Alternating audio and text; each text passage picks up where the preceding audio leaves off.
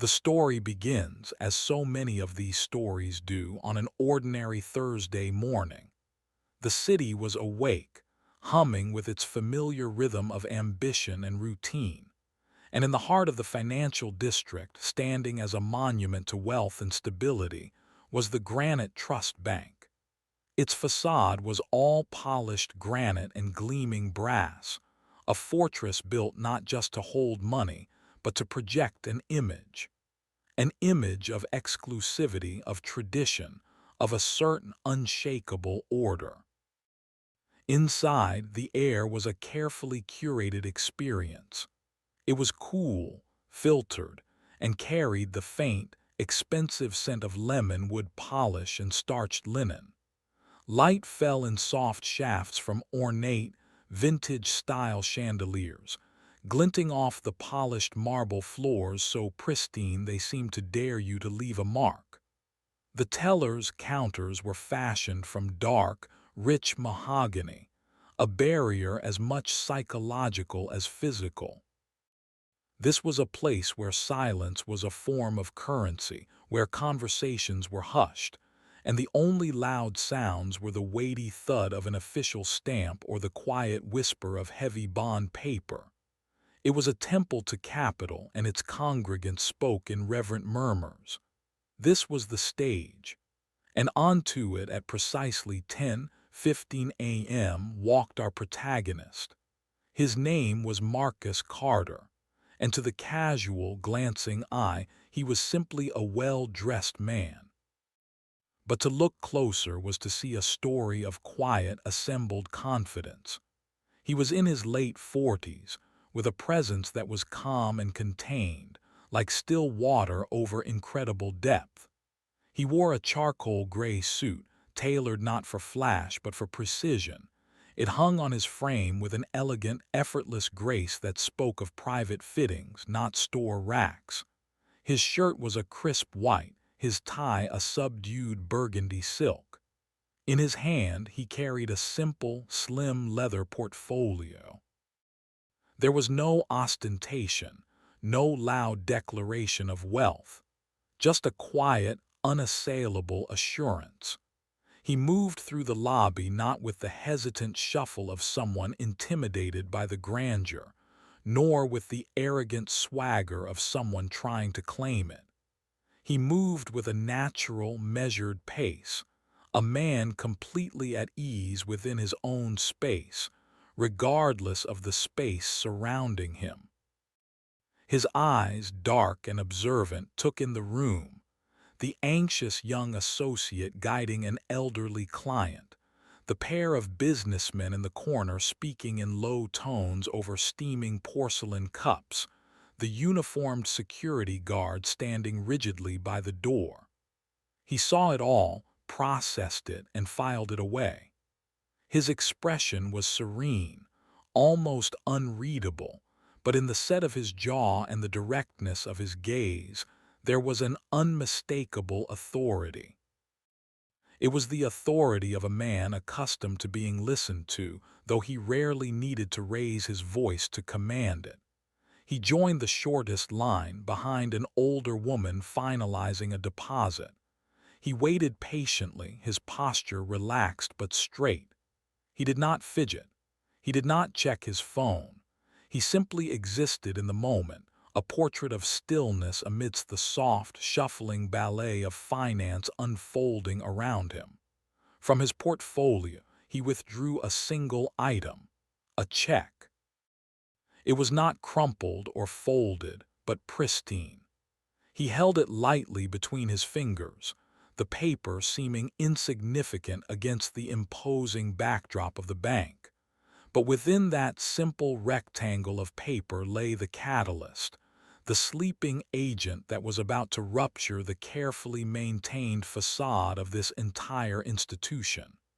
To Marcus, this was mundane, a minor errand in a day scheduled with conference calls and board memos. This check was a formality, a piece of administrative debris to be cleared. He expected nothing more than a polite exchange, a stamp, a receipt. He expected the machinery of the bank, which he knew intimately from thousand-page reports and corporate stratagems, to function for him as it should for any client, efficiently, impersonally, professionally. He could not see the hidden gears already beginning to grind against him. He could not see the teller, a young woman named Chloe, who would be the first point of contact.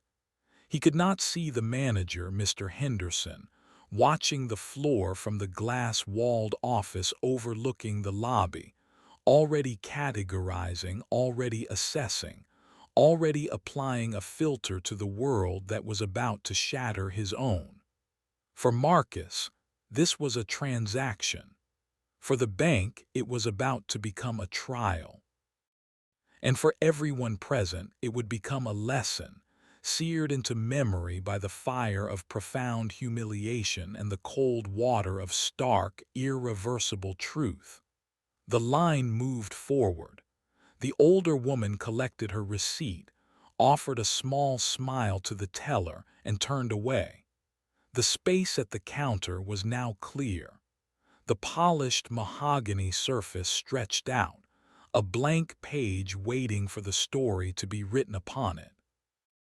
Marcus Carter took one smooth step forward, closing the distance between the quiet order of his expectations and the roaring chaos of prejudice about to be unleashed. He placed the check on the cool, smooth wood. He looked at the teller, ready to offer a polite, efficient smile. The routine was about to begin, and in that simple, ordinary action, the first domino trembled, poised to fall. Marcus Carter placed the check on the cool, polished mahogany with a soft, almost inaudible tap. His movements were economical, practiced.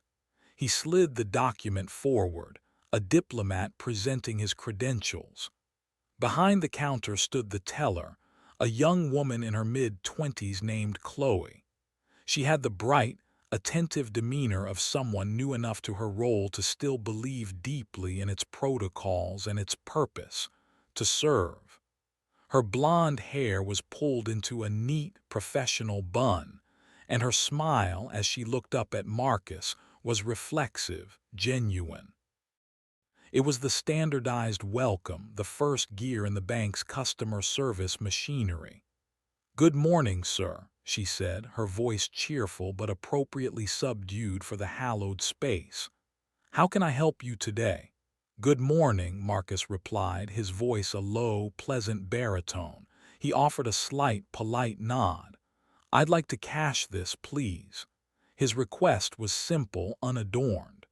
Chloe's fingers, tipped with neat, clear polish, reached for the check. Her eyes, a light blue, scanned the document, following the well-worn mental checklist, payee, date, signature. And then they landed on the amount. The sequence of numbers, typed in clean, authoritative font, seemed for a moment not to compute. Her reflexive smile froze, then subtly recalibrated. The cheerfulness in her eyes was momentarily displaced by a flicker of pure, unguarded surprise. It was there and then gone, a brief crack in her professional facade, but it was a telling one. The amount was not merely large. It was a figure that belonged to the realm of wire transfers, of appointments in private conference rooms, not to the public teller line on a Thursday morning. Her mind began to race, the training modules flashing in her memory. Procedures for large transactions, verification protocols, thresholds that required additional oversight. The check itself was legitimate, a cashier's check from a rival, equally prestigious institution, the seal embossed, the signatures crisp. There was no objective flaw. Yet the sheer, audacious normalcy of its presentation here now by this man triggered a deep-seated institutional alarm. It was an anomaly, and at Granite Trust, anomalies were treated not with curiosity, but with caution, and caution always required escalation. The brief silence stretched for a second too long. Marcus observed her, his expression unchanging but his perceptive eyes missing nothing. The slight stiffening of her shoulders, the almost imperceptible intake of breath, the way her gaze darted from the check to his face and back again, as if reconciling two disparate pieces of information. Chloe recovered, her professionalism snapping back into place, but it was now a tighter, more brittle version. The easy warmth was gone, replaced by a focused, procedural formality. "I see," she said, her voice careful, measured. "This is a substantial amount. For any transaction over a certain threshold, we're required to get a manager's approval. It's standard policy. I do apologize for the slight delay." She offered the explanation with a rehearsed courtesy, her eyes seeking his for understanding. It was a reasonable statement. It was technically true. Banks have thresholds, but the unspoken subtext vibrated in the air between them. The threshold was not just a number, it was a gatekeeper, and its invocation here now carried a weight. It was the first subtle suggestion that this transaction, and by extension the man requesting it, existed outside the bounds of the routine and therefore required special scrutiny. Marcus merely nodded again, his calm untouched. "Of course," he said, his tone neutral, agreeable. "No apology necessary. I understand procedure." His acquiescence should have been reassuring. But to Chloe, steeped in the unspoken social codes of the bank, his calm was somehow disquieting. Where she expected a flicker of impatience from a wealthy client or perhaps a show of pride, there was only this profound, unshakable stillness. It didn't fit the script. She offered one more tight smile, a silent thank you for his compliance. "I'll just be a moment," she said, and with a careful, almost reverent hold on the check, as if its value made it physically fragile, she turned from the counter. Her heels clicked a quick, staccato rhythm on the marble as she walked toward the manager's office, a glass-walled enclosure that offered a panoramic, supervisory view of the lobby. Inside, she could see the silhouette of Mr. Henderson, the branch manager, seated at his desk. From his place at the counter, Marcus did not watch her go. He turned slightly, letting his gaze drift casually back over the serene lobby. He appeared to be a man of infinite patience, admiring the architecture, the play of light through the high windows. But his mind was not idle. He had parsed the teller's micro-expressions, the shift in her energy. He recognized the trigger of the threshold. He understood that the machinery, so smooth and silent on the surface, had just engaged a different, more complex set of internal gears. The simple, frictionless transaction he had envisioned had encountered its first point of resistance. It was a small thing, a standard policy, but in the charged, unspoken atmosphere of places like Granite Trust, small things were often the tripwires for much larger forces. He settled into his weight, his hands clasped loosely in front of him. The first domino had fallen with the presentation of the check. The second had fallen with the teller's glance. And now, as Chloe spoke in hushed tones through the manager's open door, holding out the pristine check like an artifact of uncertain origin, the third domino, a man named Henderson, was being nudged. The routine was already unraveling, thread by delicate thread, and in the manager's office, a judgment was being formed not from fact, but from a deep, reflexive bias that was about to mistake a king for a pawn. The stage was set not for a transaction, but for a confrontation.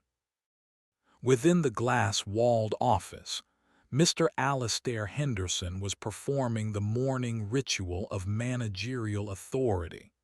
He was reviewing digital reports, the soft blue glow of his dual monitors casting a sterile light on his face, a face carved from the granite that bore the bank's name.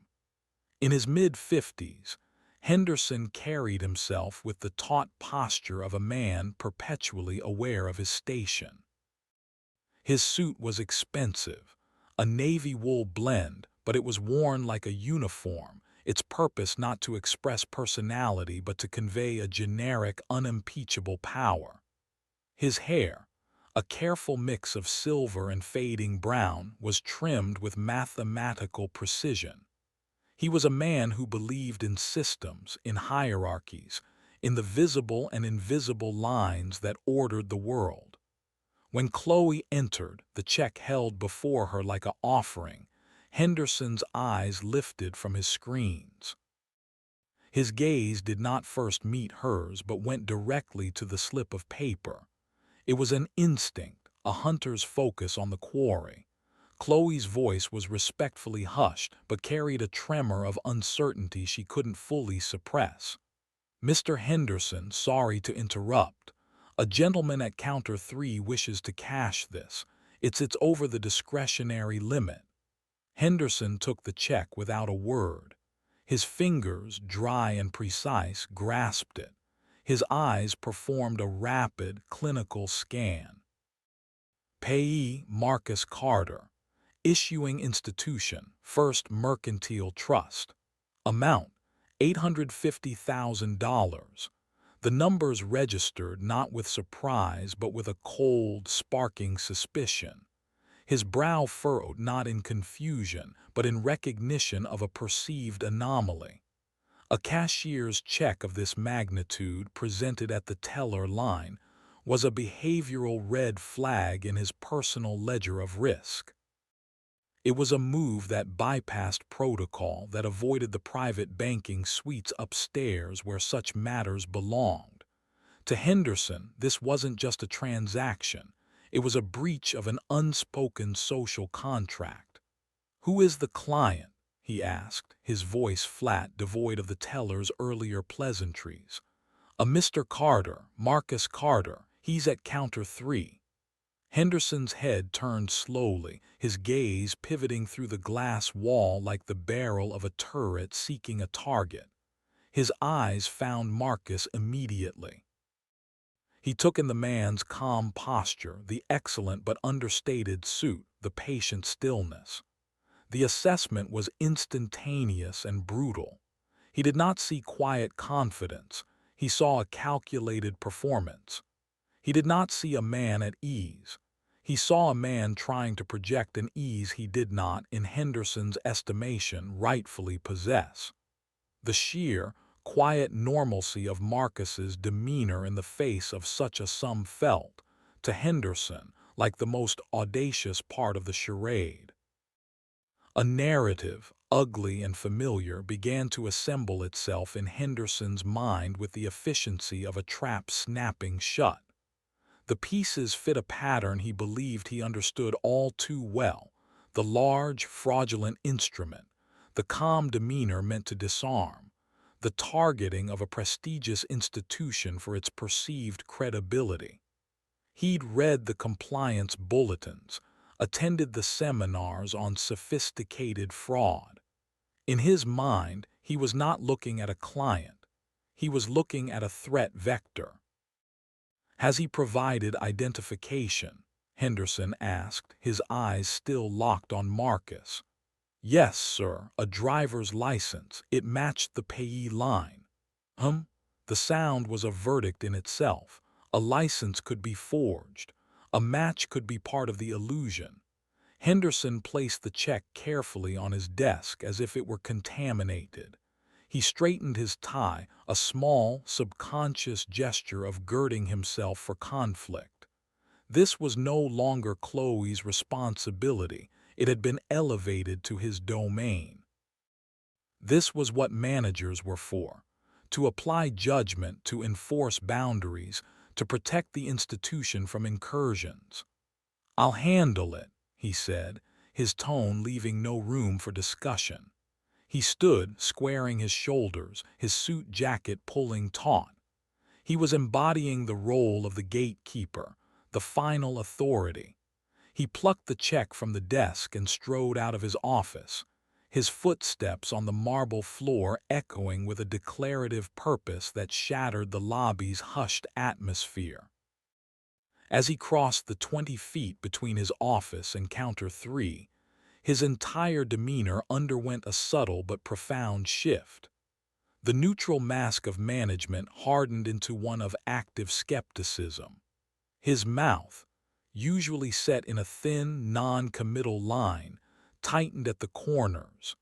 His eyes, which moments before had been scanning columns of numbers, now narrowed, sharpening their focus on Marcus Carter with an intensity that was both professional and profoundly personal.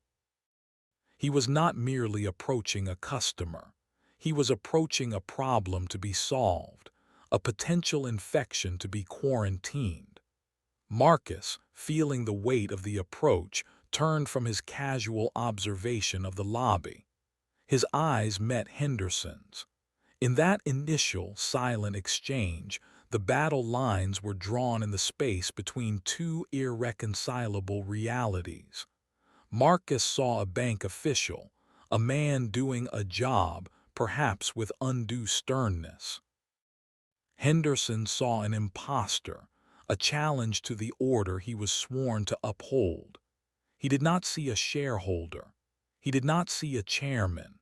He saw only the story his bias had already written, a story of overreach, of deception, of an attempt to exploit the very system Henderson considered himself the guardian of. Henderson arrived at the counter, not beside Chloe, but directly in front of Marcus, asserting his physical and hierarchical dominance. He placed the check back on the mahogany between them but kept his index finger pressed upon it, a symbol of possession, of control. "Mr. Carter," he began, his voice louder than Chloe's had been, a voice meant to be heard to establish a perimeter. "I'm Mr. Henderson, the branch manager. I understand you wish to cash this instrument." It was not a greeting. It was an opening statement. The word instrument instead of check was a deliberate choice, a piece of professional jargon meant to frame the interaction in clinical, suspicious terms. The routine transaction was now officially dead. In its place was an interrogation, and Mr. Alastair Henderson had appointed himself both prosecutor and judge. The lobby, sensing the shift in atmospheric pressure, seemed to hold its breath. The gentle murmur of business faded into a waiting silence. The stage was no longer a bank. It was a courtroom, and the trial of Marcus Carter, a trial he never asked for and whose rules he did not recognize, was now in session. The space over the polished mahogany counter had transformed. It was no longer a simple transactional zone. It had become an arena, charged with a silent, crackling tension. Mr. Henderson's opening salvo, his use of the cold, technical term instrument, hung in the air between them, a deliberate reframing of the simple piece of paper as a potential object of deceit. Marcus Carter, for his part, did not flinch. His calm was not the calm of passivity, but of a deep-seated, unassailable center.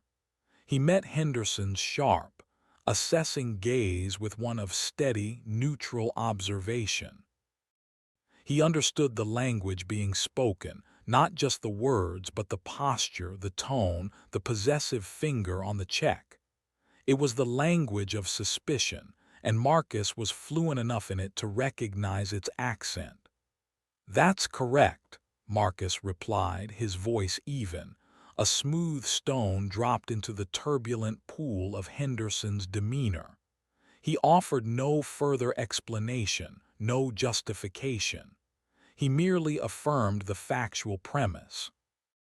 In doing so, he subtly refused to play the expected part, the part of the supplicant who must nervously over-explain his own legitimacy. Henderson's eyes narrowed a fraction further. The lack of elaboration, the absence of any obsequiousness or defensive posture, was, to him, another mark against the man. A legitimate wealthy client, in his experience, would often display a flicker of impatience at this point, a hint of entitled irritation at the delay. Or they would offer a familiar, confident smile, perhaps name-drop a senior vice president upstairs. Marcus did none of these things. His equanimity was unnerving. It did not compute. "I see," Henderson said, drawing out the words. He lifted his finger from the check, but only to tap it once thoughtfully. "A cashier's check of this magnitude, presented over the counter, is somewhat irregular. Our procedures for such items are necessarily thorough." He paused, letting the implication of irregular seep into the surrounding air. Then he delivered the line not as a question but as a command wrapped in faux politeness. "May I see your identification, please?" The request was, on its face, perfectly reasonable, standard protocol, but the performance around it transformed it. The way Henderson's hand was already extended, palm up, before the sentence was finished. The slight tilt of his head, as if he were a connoisseur of forgeries about to examine a dubious painting. The unblinking focus of his eyes, which were no longer looking at Marcus the person, but at Marcus, the subject of an investigation. Marcus moved with the same unhurried grace he had exhibited since entering the bank. He reached into the inner breast pocket of his suit jacket and produced a simple black leather card holder. From it, he slid out his driver's license. He did not fumble. He did not hesitate. He placed it squarely in Henderson's waiting palm. Henderson took it, his fingers closing around the plastic rectangle. He did not immediately look at it. Instead, he held Marcus's gaze for a prolonged, challenging second. It was a power play, a silent assertion of who was in control of the process, of the narrative. Then and only then did he drop his eyes to the license. His examination was a pantomime of scrutiny. He did not simply verify the name and photo. He held the card up, angling it slightly toward the light from the chandelier, as if checking for a hologram. He glanced from the photo to Marcus's face and back again, not once but 3 times. His lips were pressed into a thin, white line. Each movement was calculated, theatrical, designed to communicate a message to an audience, both to Marcus and to anyone in the lobby who might be watching. See how carefully I must check this man.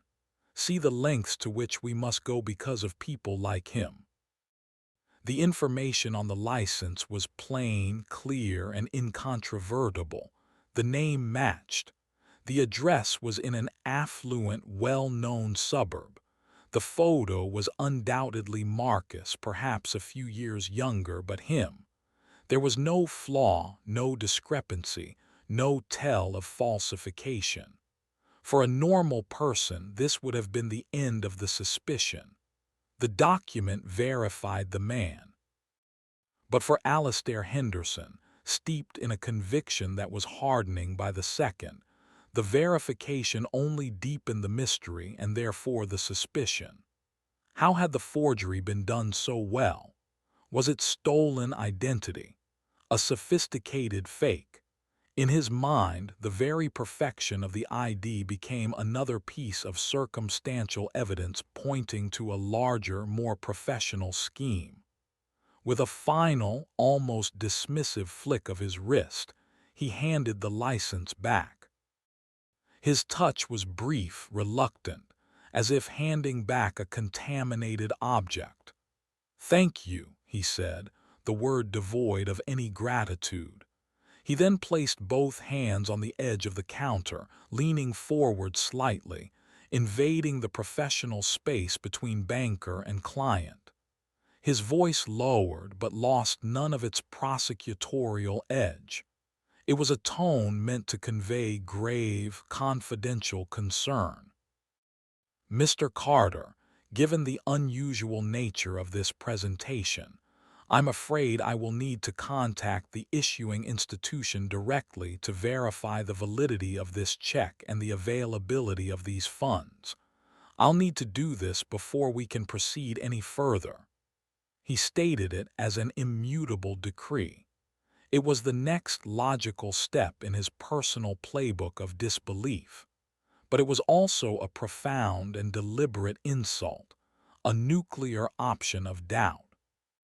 He was not merely saying he needed to verify the check, a cashier's check, which by its very definition is a guaranteed instrument, pre-verified and paid for with drawn funds. He was saying he needed to verify that Marcus Carter had the right to possess it. He was implicitly accusing the check itself of being stolen, forged, or otherwise illicit.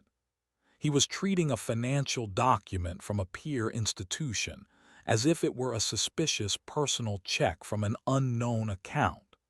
The air grew colder. The quiet of the lobby was now absolute, a vacuum sucking in every whispered implication. The other customers, the other tellers, they were all witnesses now, held captive by the slow-motion car crash of dignity meeting prejudice. Marcus, holding his returned license, looked from the plastic card in his hand to Henderson's unyielding face. He saw the story there, written in the lines of smug certainty. He understood, finally and completely, that this was no longer about policy or thresholds or security. This was about something much older, much uglier, and much more personal. The first thin crack had appeared in Marcus's formidable calm, not in his posture, which remained straight, nor in his face, which remained composed. But deep within his eyes a light had changed. The patience was still there, but it was now the patience of a strategist, cold and clear, assessing the battlefield. The polite client was receding. The chairman was beginning to emerge. Generate Chapter 5, write a 900 words for this chapter. Alastair Henderson did not retreat to the sanctity of his glass-walled office to make his call of verification. That would have been a private, professional act. Instead, he chose the stage. He remained planted behind the counter, a few feet from the nervously watching teller, Chloe, and directly opposite Marcus Carter. He picked up the check again, holding it between his thumb and forefinger as if it were a piece of curious, possibly toxic, evidence. He made a show of studying it, his head tilted, his expression one of deep forensic doubt. The performance had begun, and the entire lobby was his captive audience. "First Mercantile Trust," he said aloud, his voice no longer a confidential murmur but pitched to carry. It was a statement for the room. A fine institution. Their cashier's checks are, of course, typically quite secure. The word typically did all the heavy lifting, hanging in the air like a question mark. He paused, letting the implied skepticism settle. Then he looked directly at Marcus, his gaze sharp and probing. "Might I ask, Mr. Carter," he began, his tone adopting a false, almost conversational curiosity, what the nature of the transaction was that resulted in an instrument of this size? He waved the check slightly for emphasis. "It's not every day we see a sum like this walk in off the street." The question was a landmine, masquerading as small talk. It was an intrusion, a demand for personal financial justification that was far outside standard banking procedure for cashing a guaranteed check. A teller verifies the check and the identity. They do not conduct an inquisition into the source of legitimate funds. But Henderson was no longer acting as a teller, or even strictly as a manager. He was acting as an inquisitor, and he had decided Marcus needed to explain himself. Marcus's eyes held Henderson's. The cold, strategic light within them had solidified. He understood the game now in its entirety. He could have refused to answer. He could have cited privacy. But he chose to engage, his voice still measured, but now each word was carved from ice. It was a private equity disbursement, Marcus stated. The term was clean, professional, and final. It should have been the end of it. Private equity was the language of this very building, the realm of the clients who met in the upstairs conference rooms. Henderson, however, did not hear the answer. He heard only what he was listening for, a flicker of something triumph, contempt, passed behind his eyes, private equity. To him, it sounded like a line, a term plucked from a financial magazine to sound impressive. It did not fit the man standing before him in his narrative. He leaned in a little further, his voice taking on a patronizing, almost mocking edge. Private equity, he repeated, as if tasting the words and finding them dubious. I see. And this particular deal, would it be in a specific sector, entertainment perhaps, or sports? The subtext was no longer subtext. It was a billboard. He was steering the interrogation toward stereotypes, probing for a story that aligned with his biased assumptions. A story of flashy, unstable money, of athletes or entertainers, of wealth that was sudden, unfamiliar, and therefore suspect. He was trying to pigeonhole Marcus into a category he felt equipped to dismiss. A palpable wave of discomfort rippled through the nearby customers. A woman arranging a deposit slip slowed her writing, her eyes darting up. A man waiting in line shifted his weight, looking down at his shoes. They heard the coding and the question. The lobby, once a temple of quiet discretion, now felt like a theater for a very ugly, very public stripping of dignity. Marcus did not rise to the bait of anger. Instead, a faint, humorless smile touched the very corner of his mouth. It was not a smile of amusement, but of profound, weary recognition. He saw the trap and he simply stepped around it. The sector is diversified industrial holdings, he replied, his voice flat, refusing the colorful narrative Henderson sought. The details are confidential, as I'm sure you, as a manager, can appreciate. He turned the professional expectation back on Henderson, a subtle but firm reassertion of boundaries. Henderson was momentarily thrown off balance.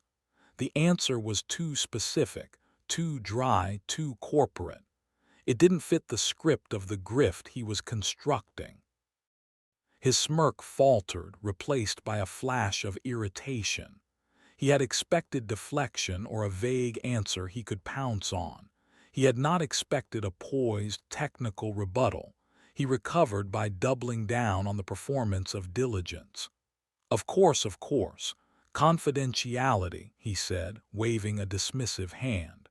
Still, for a sum of this significance, due diligence requires a deeper understanding. He was now openly inventing policy on the spot, using jargon to justify his prejudice. The provenance of funds is a key part of our anti-fraud measures, you understand. He wasn't asking, he was telling, and in doing so he laid bare the core of the conflict. This was not about the check. The check was a symbol. This was about provenance in its broadest, most insidious sense. Henderson was questioning the provenance of Marcus Carter himself, the right of this man, in this skin, in this suit, to possess such a sum and to present it with such unassuming authority. He was conducting an audit not of finances, but of identity. The silence that followed was thick and choking. The other bank patrons were frozen, bearing witness to a humiliation that was so methodical, so casually cruel. It was hypnotic in its horror.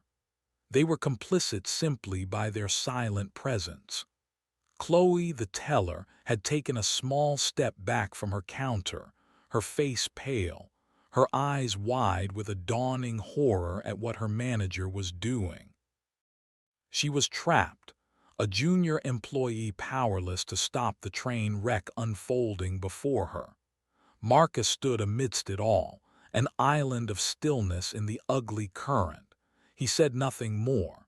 He had answered the inappropriate question with a professional response. To say more would be to play further into Henderson's spectacle. He simply waited, his gaze locked onto Henderson's, his own quiet intensity now a mirror reflecting back the manager's unprofessionalism. The inquisition had reached its peak. The next move was Henderson's, and the banker, flushed with a sense of righteous authority, was about to make his fatal error, mistaking Marcus's formidable silence for surrender. The standoff over the polished mahogany had reached a terrible, silent crescendo.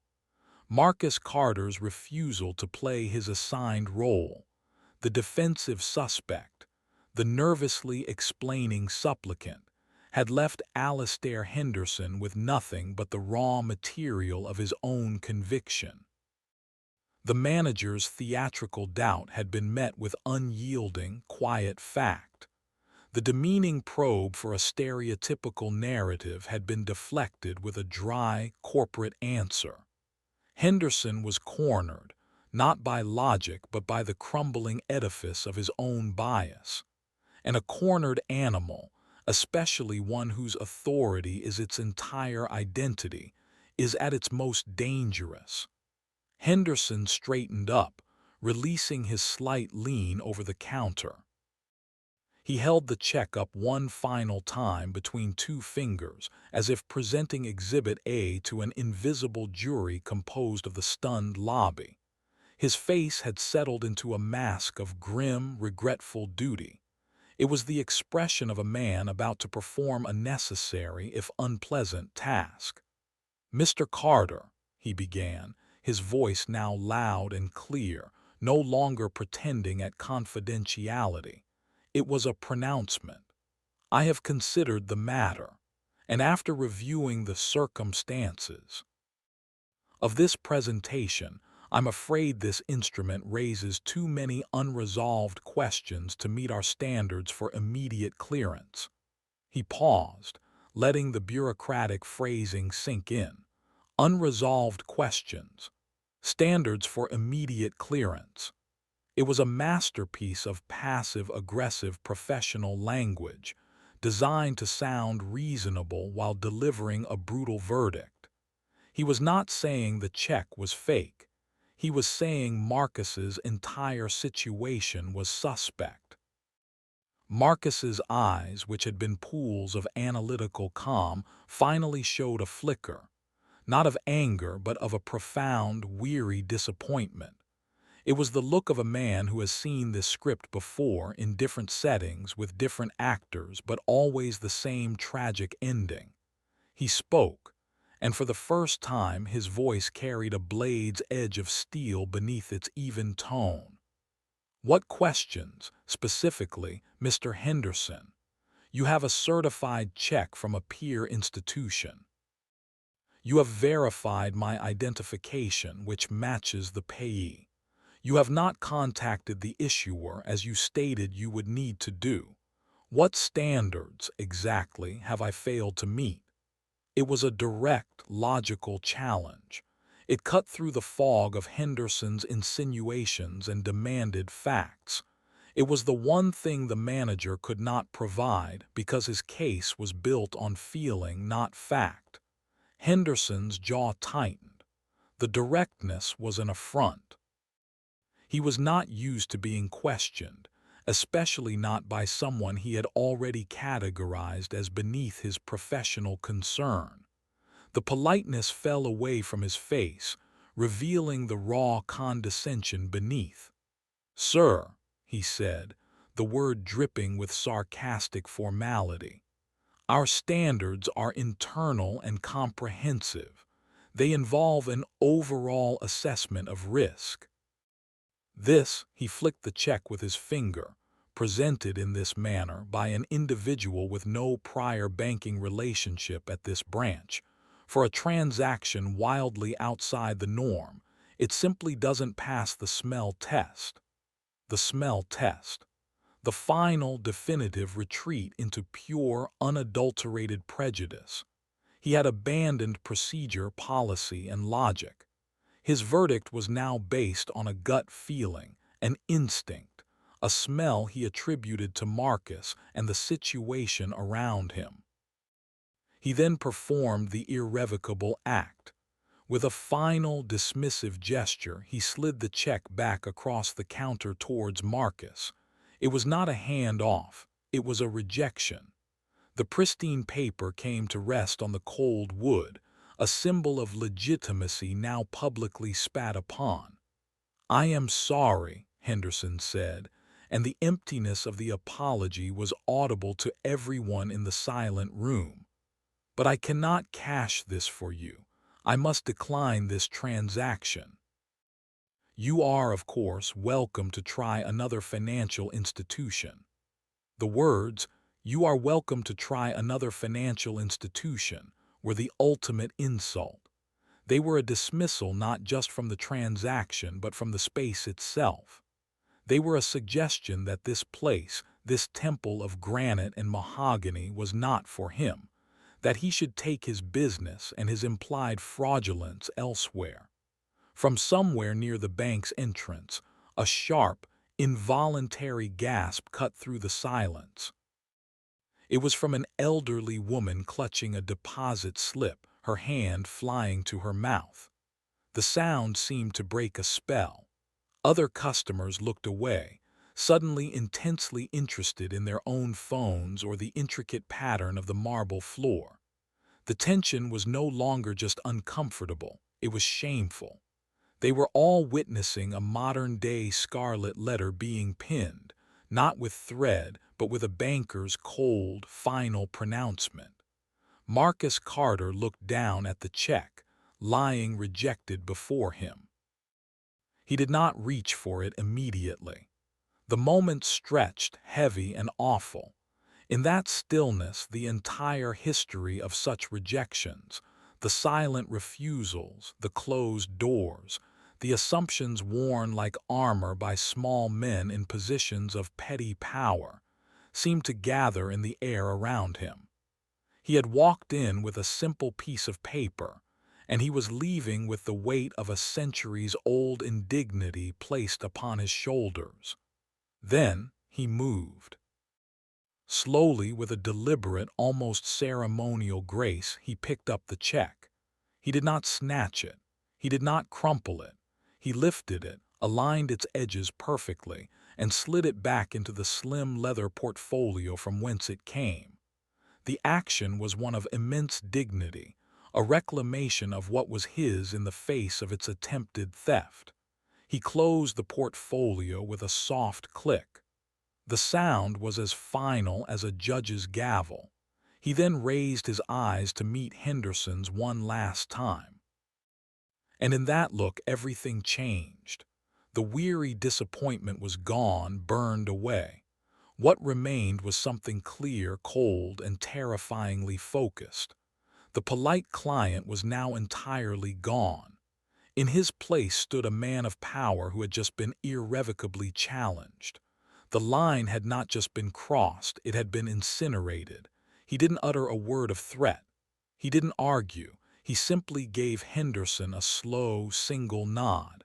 It was an acknowledgement, a receipt.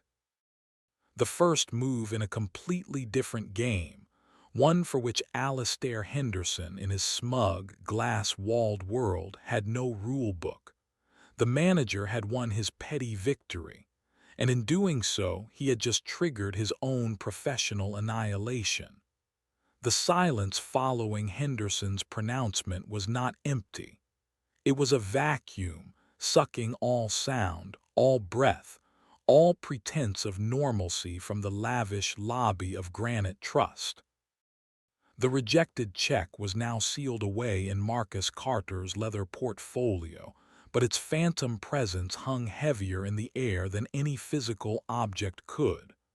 Marcus stood for a long moment, his gaze still locked on Alastair Henderson. The manager, mistaking the profound stillness for defeat, allowed a faint, triumphant smirk to touch his lips. He had upheld the order. He had defended the gate. He saw a man put in his place, but Marcus was not in his place. He was, in fact, surveying the battlefield from a vantage point Henderson could not even comprehend. With a final, almost imperceptible lift of his chin, Marcus broke the gaze. The gesture was not one of submission, but of dismissal. He had seen all he needed to see. He turned, not with haste or the slumping shoulders of humiliation, but with the smooth, deliberate pivot of a chess master who has just perceived a checkmate 10 moves ahead. The soft soles of his expertly crafted shoes made no sound on the polished marble as he took 3 measured steps away from the counter, creating a small island of space for himself amidst the frozen tableau of customers and staff. From his inner breast pocket, he drew his phone. It was a simple, elegant device, free of garish cases or stickers. He held it loosely, his thumb moving over the screen with a quiet, unhurried certainty. He did not hunch over it, did not seek a corner to hide his shame.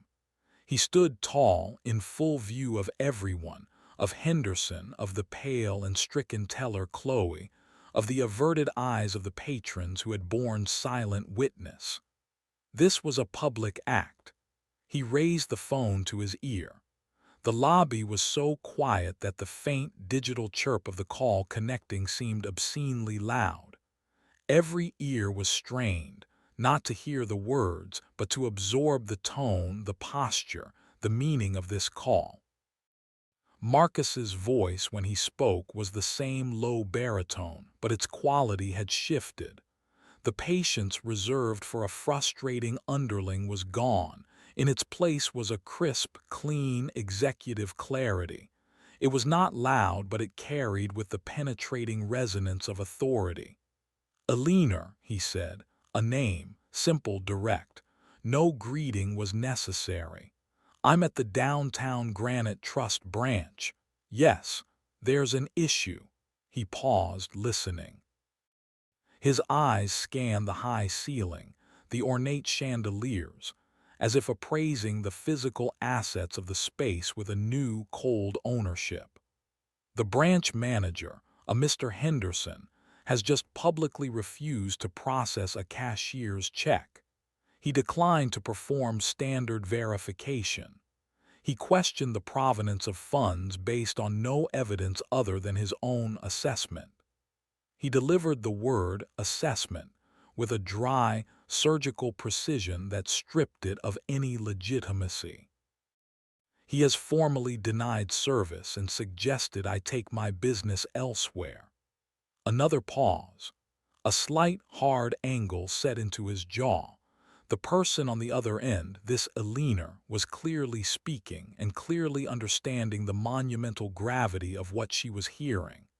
"No, I did not identify myself beyond the required ID," Marcus continued, his gaze now drifting back toward the counter, where Henderson watched, the smirk finally fading from his face, replaced by a creeping, puzzled unease.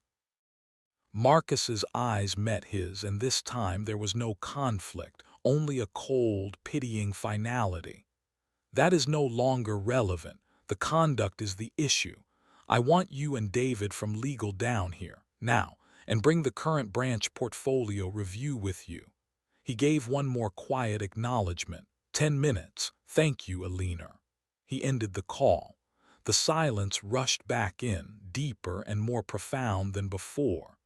The simple act of that phone conversation had changed the atmospheric pressure in the room. It had been a display of power so understated, so devoid of bluster, that its true force was only just beginning to dawn on the witnesses. This was not a man calling a friend to complain. This was a man issuing directives, summoning resources, and referencing legal departments and portfolio reviews with the casual ease of someone discussing the weather. Marcus slid the phone back into his pocket. He turned fully now to face the room, his hands clasped loosely in front of him. He was waiting. But it was not the patient, hopeful waiting of a customer in line. It was the expectant, inevitable waiting of a sovereign for his court to assemble. At the counter, Alastair Henderson's initial unease was curdling into a defensive, brittle anger. He felt the shift, but he misinterpreted it entirely. He saw not a summoning of authority, but the last, desperate gambit of a man trying to save face. The mention of legal sounded like a bluff. The calm demeanor was, to Henderson, the final act of the performance. He needed to reassert control to show his audience, his bank, his customers, that he was not cowed by a phone call. He cleared his throat, the sound harsh in the quiet. He straightened his already straight tie and addressed the room, his voice attempting its earlier tone of confident, paternal vigilance, but now landing as hollow and forced. "We have to be vigilant," he announced, not looking at Marcus, but speaking to the general air, to the other customers who were now studiously avoiding eye contact with everyone. "These procedures exist for a reason. It's unfortunate, but not everyone who walks through our doors has honest intentions. We have a duty to protect the integrity of this institution and the assets of our legitimate clients." He was preaching to a congregation that had just seen the steeple crack. His words, which minutes ago might have felt reassuring to some, now rang tinny and false, a weak justification for a sin they had all just witnessed. The integrity he spoke of protecting was evaporating before them, exposed as a thin veneer over a deep rot of prejudice. Marcus did not acknowledge the speech. He did not even look at Henderson. He simply stood, a monument of calm in the center of the storm he had quietly summoned. He checked his watch, a simple platinum timepiece on his wrist, a small practical gesture that screamed of impending appointment. The clock was ticking down, not on Marcus Carter's patience, but on Alastair Henderson's career. The calm was not a lull, it was the eye of the hurricane. And the distant sound, faint at first but growing steadily clearer, was not thunder. It was the precise, authoritative click of high heels on marble, approaching from the executive elevator bank. The storm was arriving, right on schedule, and it was dressed in a tailored suit. Henderson, still clinging to the wreckage of his own arrogance, heard the footsteps but did not yet understand they were the footsteps of his judgment. The sound began as a faint, rhythmic punctuation in the heavy silence, a sharp, precise click, click, click that echoed with unnerving clarity off the marble floors and high ceilings. It was a sound of purpose, of unhesitating forward motion, utterly alien to the hushed shuffles and murmured deferments of the bank lobby. Every head, as if pulled by a single string, turned toward its source. The polished brass doors of the private executive elevator, nestled discreetly beside the grand staircase. Alastair Henderson, mid-sentence in his justificatory sermon to the uneasy air, faltered. His voice trailed off. The sound was a disruption in his narrative, an unauthorized entry into the scene he was trying to control. His eyes, narrowed in annoyance, darted toward the elevator bank. The doors slid open with a hushed, expensive sigh, and out she walked. Eleanor Vance, Regional Director of Granite Trust's Metropolitan District. She was in her late 40s, with an aura of contained energy that seemed to tighten the very space around her. Her steel-gray hair was cut in a severe, elegant bob that framed a face of sharp angles and intelligent, assessing eyes. She wore a tailored black blazer over a cream silk shell, her attire a uniform of unimpeachable authority. In her hand was a slim tablet, held like a general's baton. Behind her, 2 steps back and to either side, followed 2 assistants, a man and a woman, both in dark suits, their expressions professionally blank, their arms laden with leather-bound folios and a sleek laptop bag. They moved as a unit, a trifecta of corporate power descending upon the lobby floor. The atmosphere in the bank underwent a seismic shift. This was not the arrival of more customers. This was the arrival of headquarters. The air, previously thick with shame and tension, now crackled with a new electric current of impending reckoning. The ordinary patrons instinctively shrunk back, making space, understanding on a primal level that the play was over and the principals had taken the stage. Eleanor's eyes, a cool, flinty gray, performed a rapid, sweeping scan of the lobby. They did not linger on the artwork or the chandeliers. They were searching for a person. They passed over the frozen tellers, the wide-eyed customers, over Henderson, who was now standing very straight, his face a confused mask of attempted recognition and dawning alarm. And then her gaze landed on Marcus Carter. In an instant, her entire demeanor transformed. The stern lines of her face softened, not into warmth, but into a profound, focused respect. The purpose in her step amplified. She altered her course, cutting directly across the geometric patterns of the marble floor, her small entourage flowing behind her like a wake. The clicking of her heels was the only sound in the universe. Henderson watched, his mouth slightly agape. A desperate, hopeful thought flitted through his mind. Perhaps they are here for an unannounced audit. Perhaps this is about something else entirely. He took a half-step forward, ready to greet his superior with the obsequious professionalism he reserved for the corporate ladder. Eleanor Vance did not see him. She walked directly past him as if he were a piece of furniture. She came to a stop before Marcus Carter. She did not offer a hand immediately. Instead, she gave a slight, respectful dip of her head, a nod of acknowledgement that was deeper, more formal than any handshake. "Mr. Carter," she said. Her voice was crisp, clear, and carried effortlessly in the silent cavern of the lobby. It was not a greeting, it was an affirmation. "I came the moment I received your call. I apologize for the delay."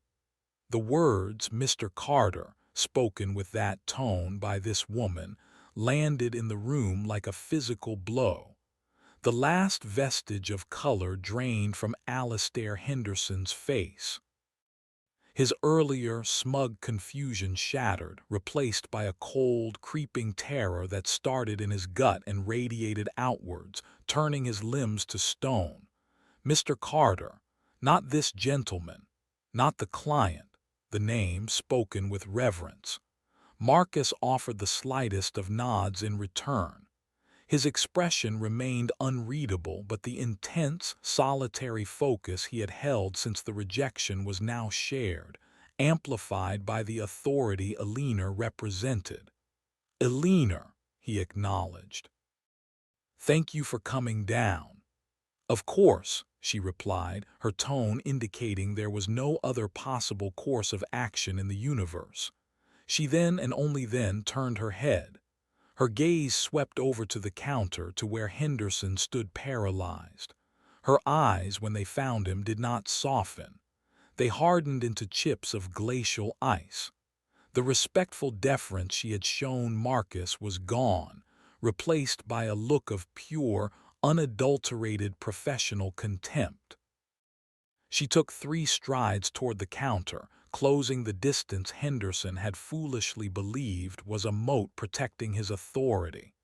Her assistants fanned out slightly behind her, one opening a folio, the other standing with hands clasped, a silent sentinel. "You," Eleanor said, her voice cutting through the air like a scalpel. "You are Mr. Henderson, the manager of this branch." She knew perfectly well who he was. The question was an indictment, a way of formally naming the accused before the court. Henderson's throat worked, but for a moment no sound emerged. He managed a jerky nod. "Why, yes, Ms. Vance. We weren't expecting." "Clearly," she interrupted, the word a dismissal of any excuse before it could be formed. She held up a hand, and one of her assistants immediately placed the rejected cashier's check into it. She must have retrieved it from the portfolio Marcus had given her on approach. Eleanor held the check aloft, not with Henderson's theatrical suspicion, but as undeniable evidence. "This," she stated, her voice now rising to ensure every single person in the vault like silence could hear, "is a certified cashier's check from First Mercantile Trust. Its validity is unimpeachable. The man who presented it," she said, turning slightly to gesture toward Marcus, who stood watching with arms now calmly crossed, "is one of our institution's most valued and important partners." She let the phrase hang. Valued and important partner. It echoed, each word a hammer blow to Henderson's crumbling reality. She turned back to him, leaning in slightly, her voice dropping to a deadly, conversational register that was far more terrifying than any shout. "When he informed me of the treatment he received at your hands, the refusal to verify, the public interrogation, the denial of service based on what appears to be nothing more than your personal discomfort. I was not merely disappointed, Mr. Henderson." She paused, letting the magnitude of her next word fill the void. "I was appalled." The word appalled, spoken with such clean corporate fury, was a death sentence. Henderson's knees felt weak. He grabbed the edge of the counter to steady himself. His eyes, wide with panic, darted from Eleanor's stony face to Marcus's impassive one, to the shocked faces of his staff and clients. The world he had built, a world of petty authority and unquestioned bias, had just been vaporized in 10 seconds by the click of heels and the tone of a true superior. The balance of power had not just shifted. It had been inverted, smashed, and reassembled with Marcus Carter at its absolute center. And Alastair Henderson was now outside of it, alone in the cold, staring into the abyss of his own professional oblivion. The word appalled hung in the air of the Granite Trust lobby, a verdict rendered not by a judge and jury, but by a corporate titan in a black blazer. The silence that followed was not passive. It was a held breath, a collective suspension of reality as the witnesses tried to process the tectonic shift that had just occurred. Alastair Henderson looked less like a branch manager and more like a man who had just felt the trapdoor spring open beneath his feet. His grip on the polished mahogany counter was the only thing keeping him upright, his knuckles white as bone. Eleanor Vance did not let the moment languish. She was here to administer justice, not to savor its spectacle. She turned her body fully to face the room, her posture that of a prosecutor addressing the court. She held the check aloft once more, the pristine paper now a symbol of corrupted protocol. This matter, as presented to me by Mr. Carter, represents a catastrophic failure of judgment and a fundamental breach of our core principles, she declared, her voice resonant, leaving no doubt that every teller, every loan officer, every customer was part of this courtroom. Her gaze swept over them, including them in the lesson, before returning to spear the trembling Henderson. But before we address that failure, let us be perfectly clear about who has been wronged. She took a deliberate step to the side, gesturing with a clean, open palm toward Marcus Carter. He remained where he stood, an island of calm, his arms now folded loosely across his chest. He met the eyes of the room with a look that was neither gloating nor angry. It was expectant. He was waiting for the truth to be spoken aloud, for the fiction Henderson had built to be dismantled, brick by mortifying brick. Eleanor's voice dropped a fraction in volume, but gained a new, chilling precision. Mr. Henderson, you are correct that Mr. Carter has no prior banking relationship at this specific branch. Henderson's eyes flickered with a pathetic, fleeting hope. Had he on some technicality been right? Eleanor extinguished it with her next sentence. That is because his relationship is not with a branch. She paused, letting the syntax confuse and then terrify. His relationship is with the institution itself. She took one more step closer to Henderson, close enough that he could see the cold fire in her gray eyes. Marcus Carter is not just a valued partner or an important client. Those terms are insufficient. She turned again to address the room, her voice rising to fill every corner of the high-ceilinged space, ensuring the revelation would be inescapable. Marcus Carter, she announced, each syllable crisp and final, is the majority shareholder and chairman of the board of Granite Trust Holdings. The words did not just land, they detonated. A sound escaped the lobby, a collective, sharp intake of breath mixed with a muffled gasp. It was the sound of a world turning inside out. The young man by the window, who had been nervously thumbing his phone, fumbled and dropped it, the clatter on the marble like a punctuation mark of shock. The elderly woman who had gasped earlier now brought both hands to her chest, her eyes wide as saucers. Chloe, the teller, simply stared, her hand over her mouth, her mind visibly short-circuiting as she replayed every interaction, every polite word she had exchanged with the man who owned the building. But the most profound transformation was on Alastair Henderson. The blood that had drained from his face seemed to have taken all substance with it. He looked waxen, hollow.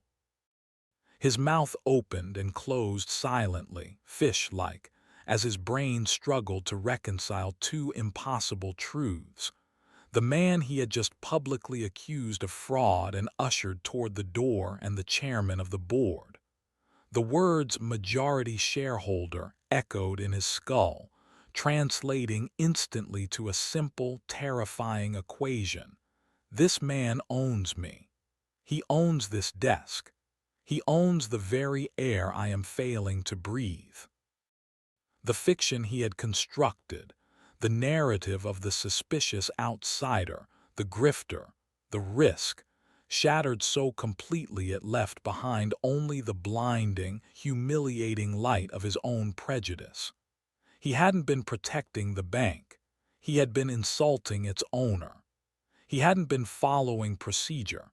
He had been enacting a personal bigotry on the single person in the universe with the absolute power to obliterate his career with a word. Marcus finally moved. He unfolded his arms and took a few slow steps forward, coming to stand beside Alina. He did not look at Henderson. He looked at the check in Alina's hand, then out at the sea of stunned faces. When he spoke, his voice was not thunderous. It was quiet, yet it carried with the absolute clarity of a bell in the newfound silence. "You judged the paper," Marcus said, his eyes finally settling on Henderson, who flinched as if struck. "You judged the transaction. You even judged the sector you imagined I worked in." He paused, letting the list of failures hang. "But you never once considered judging your own assumptions. You were so vigilant for a fraud outside the door, you failed to see the corruption sitting at your own desk." He took the check from Alina's hand, holding it up not as evidence against himself, but as a mirror. "This was never the problem, Mr. Henderson. It was always a test. A test of your professionalism, your impartiality, your basic human decency. And you failed it, spectacularly, in front of everyone you are supposed to serve." Henderson found his voice, but it was a broken, rasping thing, stripped of all its former authority. "Chairman, I had no idea, I didn't know." It was the plea of every petty tyrant caught in the act, the desperate retreat into claimed ignorance. Marcus cut him off, not with a shout, but with a whisper that was infinitely more powerful. "You didn't know," he repeated, nodding slowly. "Because you didn't try to know, you saw what you wanted to see, and in doing so you showed everyone here exactly what Granite Trust values under your management." He handed the check back to Alina, his gesture transferring final authority. The message was clear. "I have stated the crime. You will administer the consequence." The title chairman now filled the room, a tangible presence. It was in the bowed heads of the other tellers, in the awed and shameful glances of the customers, in the absolute, paralyzed ruin of Alastair Henderson, who now understood that the foundation of his entire professional life was not granite but sand, and the tide had just come in. The revelation of Marcus Carter's true identity did not bring a roar or a clamor. It brought a deeper, more profound silence, the silence of an absolute reordering of reality. The stunned customers and staff were no longer just witnesses to a confrontation. They were students in a master class on power, prejudice, and consequence, taught by the most unlikely of professors. Marcus stood at the center of this transformed space, not as a vengeful king, but as a weary architect surveying the damage caused by a flawed foundation. His gaze finally left the shattered shell of Alastair Henderson and swept over the room, meeting the eyes of the tellers, the lone officers, the patrons who had been passive, complicit spectators. He would speak to them now. "This moment," Marcus began, his voice clear, resonant, and stripped of all corporate veneer, "is not about titles. It is not about stock portfolios or boardroom votes." He gestured lightly toward Henderson, who seemed to shrink under the motion. "What you all saw today was not a conflict between a manager and a customer. It was a collision between assumption and fact, between bias and truth." He took a few slow paces along the counter, his footsteps the only sound. "Mr. Henderson saw a story when he looked at me. A story written by fear, by stereotype, by a lifetime of unexamined prejudice. He was so committed to that story. He bent every procedure, every protocol to make the facts fit it. He didn't verify the check because, in his story, the check was fake. He questioned my business because, in his story, my business was illegitimate. He saw a threat to his bank when the only threat present was the corruption of its own principals, sitting in the manager's chair. His words were surgical, dissecting the encounter with a chilling, logical clarity. There was no rage in them, only a devastating, disappointed truth. He stopped and turned back to face the room fully. "So this is not his lesson alone," Marcus continued, his tone softening into something more inclusive, yet no less piercing.